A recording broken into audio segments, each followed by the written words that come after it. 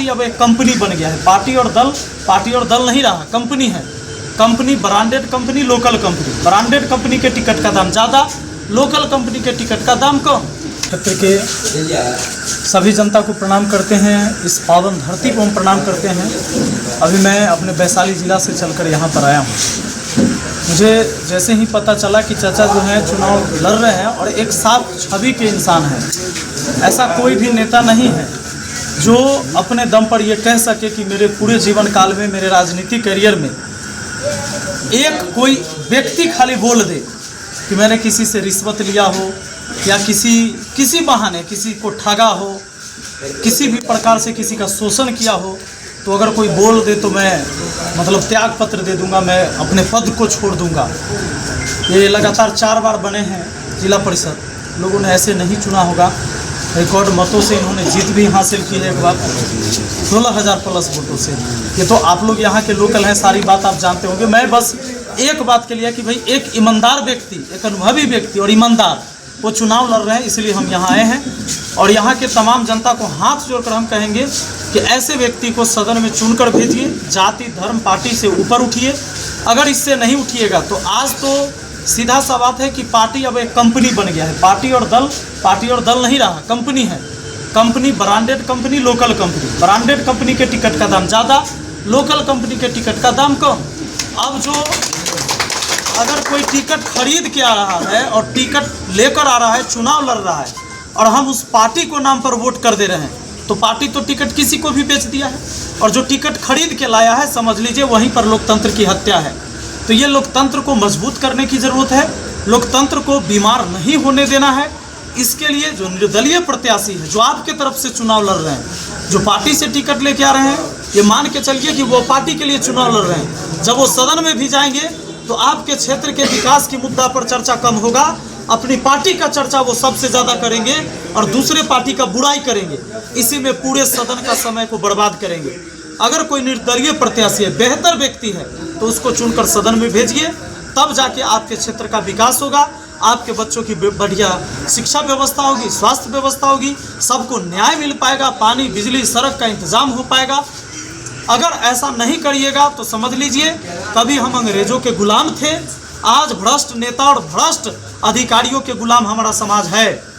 एक भी छोटा से छोटा काम किसी भी दफ्तर में चले जाइए, सरकारी दफ्तर में करवाने, यहाँ तक कि हमने देखा है एक मृत्यु प्रमाण पत्र जब लोग बनवाने जा रहे हैं, किसी का नौजवान बेटा मर गया है, वृद्ध पिता है अगर उसके घर में, अगर वो अपने नौजवान बेटा का मृत्यु प्रमाण पत्र बनवाने जाए तब भी रिश्वत देने की जरूरत पड़ती है। यह ऐसी व्यवस्था है, इस चेन को तोड़ने की जरूरत है। आज तो व्यवस्था ऐसे बनाया गया है कि जिस पार्टी का विधायक है वह पार्टी का चाहने वाला एसडीएम बैठा होता है अनुमंडल में, वही पार्टी का चाहता बीडीओ और सीओ बैठा हुआ है ब्लॉक में। कहला कोई किसी को विरोध करेगा, उसमें से कोई किसी थाना में बैठा दरोगा उसी पार्टी का चाहता है। ये सब एक ही माला का मोती है, ये कोई किसी का विरोध नहीं करता है। इस चेन को तोड़ने की जरूरत है। ये तब टूटेगा जब हम जाति धर्म पार्टी मजहब इस बंधन से ऊपर उठकर एक सही व्यक्ति का चुनाव करेंगे। अगर कोई पार्टी से अच्छा व्यक्ति चुनाव लड़ रहा है तो उसे जरूर जिताइए, कोई निर्दलीय अच्छा व्यक्ति है तो उसे चुनिए। अगर ऐसा नहीं होगा तो जो चोर गुंडा माफिया आज तक सदन में जा रहा है, अब देखिए 90% से अधिक जितने भी सदन में प्रतिनिधि पहुंच रहा है उस सब के ऊपर या तो रेप का केस है, या तो मर्डर का केस है, जमीन हड़पने का केस है, हथियाने का केस है। इतने आपराधिक मुकदमे उनको हम सदन में चुनकर भेजते हैं।